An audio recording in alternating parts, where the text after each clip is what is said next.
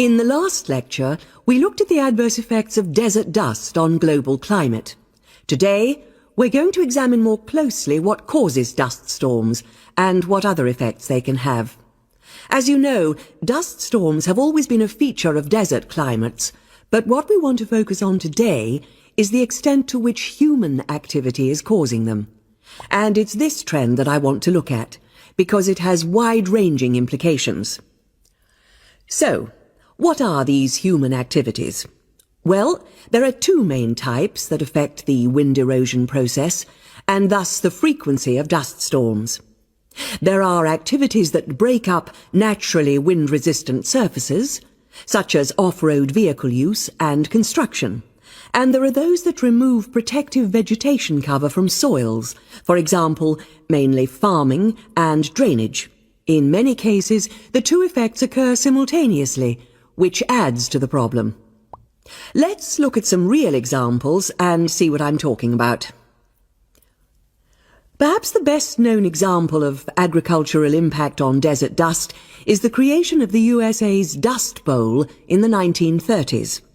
The dramatic rise in the number of dust storms during the latter part of that decade was the result of farmers mismanaging their land. In fact, choking dust storms became so commonplace that the decade became known as the Dirty 30s. Researchers observed a similar but more prolonged increase in dustiness in West Africa between the 1960s and the 1980s, when the frequency of the storms rose to 80 a year, and the dust was so thick that visibility was reduced to 1,000 meters. This was a hazard to pilots and road users. In places like Arizona, the most dangerous dust clouds are those generated by dry thunderstorms. Here, this type of storm is so common that the problem inspired officials to develop an alert system to warn people of oncoming thunderstorms. When this dust is deposited, it causes all sorts of problems for machine operators.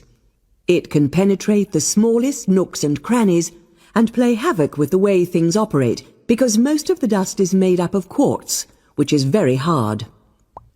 Another example. The concentration of dust originating from the Sahara has risen steadily since the mid-1960s.